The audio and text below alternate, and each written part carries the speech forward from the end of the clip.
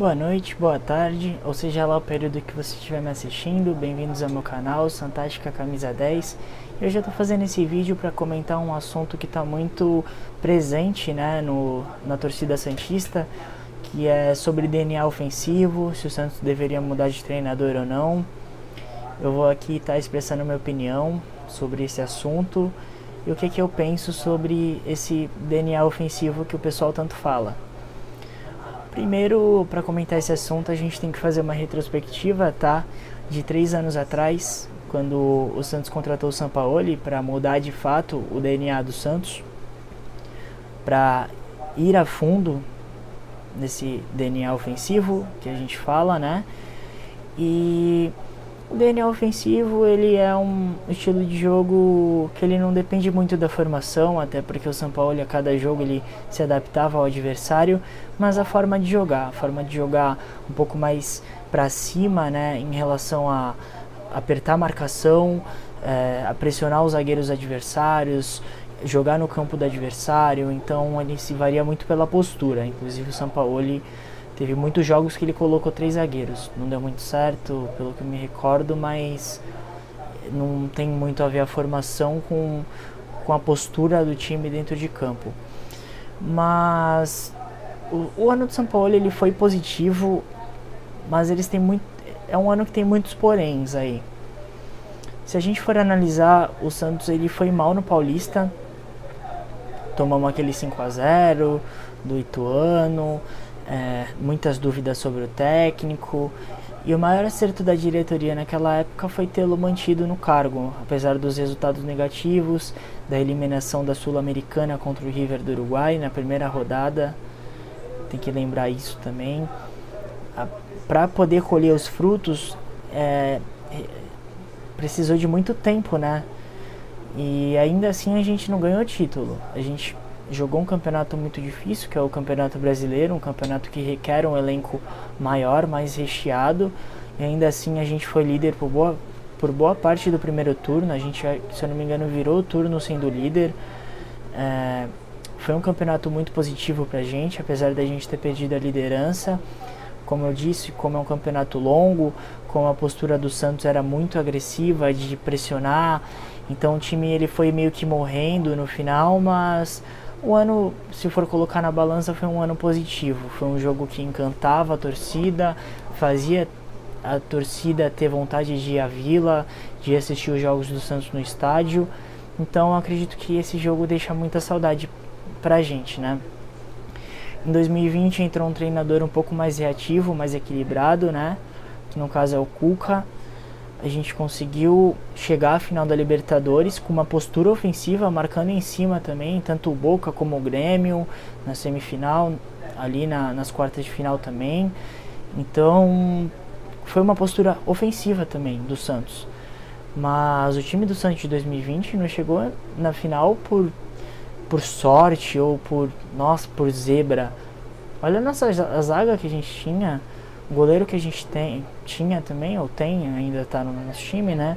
Mas a gente tinha um time muito bom, com Soteldo, Marinho, Pituca, Luan Pérez, Lucas Veríssimo. A gente tinha peças em todos os lugares do campo muito boas. Então a gente tem que analisar que a gente tinha um time muito melhor do que a gente tinha ano passado e esse ano, né? Então, querendo manter esse espírito de DNA ofensivo, o Santos trouxe o Ariel Holland, um cara muito aprovado pela torcida, né? A torcida gostou muito da vinda dele. Ele era um cara que fazia um futebol bonito também, mas com a saída de muitas peças, o Santos não conseguiu se adaptar nesse estilo. Não sei se o Ariel Holland ele pediu para sair, tá? Não foi demissão nem nada. Eu acredito que a diretoria, apesar dos resultados negativos, não ia demitir o Ariel Holland. Muitos jogos ele fez com sub-15 em campo, né, no Paulista. Ele fez muitos testes, assim como a torcida também tinha pedido que ele testasse os jogadores que ele tinha na base, né, e a gente acabou que sofrendo. Aí quando o Ariel Holland pediu para sair, a diretoria queria manter uma forma mais DNA ofensivo de jogo, que foi com o Diniz, que Foi um cara que dividiu um pouco a opinião da torcida, mas boa parte até gostou da vinda dele pelo estilo de jogo, ofensivo, agredindo também. Mas, como eu havia dito no começo do vídeo, ele é um estilo de jogo que requer tempo de trabalho, vão vir muitos resultados negativos, vamos tomar goleada nesse período, porque o time se expõe muito, né? E vendo a água batendo ali, né, que a gente fala, naquele velho termo, o Santos optou pela demissão do Diniz e contratar um treinador com um estilo mais equilibrado, que sabe arrumar a casinha, que é o Carille. E surpreendentemente tiveram alguns jogos que o Carille foi muito ofensivo, sim. O estilo de jogo de contra-ataque o Santos sempre teve, sempre conseguiu armar bons contra-ataques durante todos esses anos. E o Carille, ele soube arrumar a casinha, ele soube tirar a gente do rebaixamento, e a gente ficou até no meio de tabela no final do campeonato, ficamos em 10º. Vira o ano, vamos para 2022, o Carille não comandou o time ainda, né, em nenhuma partida. Eu acho que a gente teria que ter um pouco mais de calma. Eu vi muita gente falando para ele voltar para um 4-3-3, que é clássico do Santos jogar nessa formação 4-3-3, mas voltando, eu acredito que a gente deva jogar com as cartas que a gente tem em mãos. Hoje, para fazer um 4-3-3, a gente precisaria de dois laterais um pouco mais equilibrados na defesa, né? Hoje a gente não tem isso. Tanto o Felipe como o Madison são laterais muito ofensivos, que deixam muito a desejar na parte defensiva, né?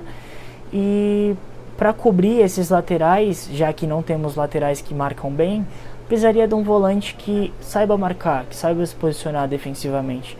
E hoje a gente também não tem no elenco. Então, na minha opinião, o Santos deveria manter sim 3 zagueiros com os 2 alas. Eu não manteria o Lucas, porque eu acho que o Lucas está sendo muito sacrificado nesse esquema. Eu deixaria o Lucas no 3 lá da frente, não deixaria o Lucas ali fazendo aquela lateral barra atacante. Eu acho que o jogador, uma hora ele vai se lesionar, porque ele se esforça muito mais do que os outros. Acreditaria que o Santos deveria ir no mercado em busca de um lateral esquerdo, porque a gente não tem hoje. E eu deixaria o Lucas ali num trio de ataque com o Marcos Leonardo, com o Lucas e o Ângelo, que eu acho que seria um estilo melhor. Então, dado as cartas que eu joguei na mesa, será que valeria a pena colocar um 4-3-3, sendo que a gente não tem essas peças? Será que vale a pena demitir o Carille e trazer um treinador com DNA ofensivo, assim como fez em 2021, e repetir o mesmo erro de não ter o tempo que requer esse DNA ofensivo e acabar aqui ficando em situações de quase rebaixamento de novo? Aí ter que trazer um treinador reativo novamente para ver como que vai ser, para poder salvar a gente de novo. Eu acredito que seria um ano, um remember de 2021. Eu acho que basicamente seria um remember de 2021. Então, me fala o que você acha, se você preferiria um 4-3-3, se arriscaria, se demitiria o Carille ou traria um técnico mais ofensivo. Mas na minha opinião eu teria calma, esperaria se houvesse alguma evolução do time. Se não houver, natural que haja demissão, né? No futebol brasileiro isso acontece com frequência, mas eu preferiria esperar, ver se o time tem alguma evolução, para aí sim pensar em alguma mudança, mas eu não repetiria o mesmo erro do ano passado. Valeu para quem ficou até aqui comigo, foi um vídeo um pouco mais curto do que os outros. Mas muito obrigado e tchau, tchau. Até a próxima. Eu vou fazer um vídeo depois comentando o jogo do Santos e Corinthians na próxima quarta-feira. Fiquem com Deus, tenham uma boa noite.